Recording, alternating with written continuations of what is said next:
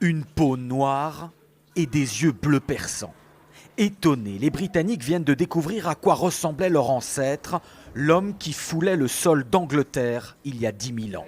Ce sont les scientifiques du Muséum d'histoire naturelle de Londres qui viennent de faire cette révélation et qui ont modélisé très exactement son visage.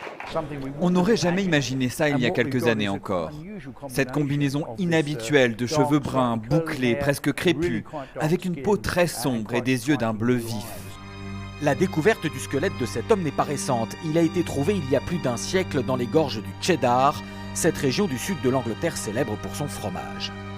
En 1997, à partir de ce squelette, les scientifiques avaient déjà extrapolé son visage, celui d'un homme du Mésolithique d'une vingtaine d'années, blanc. Mais les chercheurs d'aujourd'hui ont retrouvé un peu d'ADN conservé dans son oreille et avec les progrès du séquençage génétique ont abouti à ce résultat bien différent. Ça ne m'étonne pas, l'humanité a voyagé depuis l'Afrique, donc ça me paraît logique. Ça va contredire ceux qui croient en une pureté qui n'a bien sûr jamais existé. En regardant cette photo, je pense quand même que déjà à l'époque, c'était un immigrant, venu d'ailleurs dans le monde. Je ne pense pas qu'il soit né comme ça, ici, à Londres.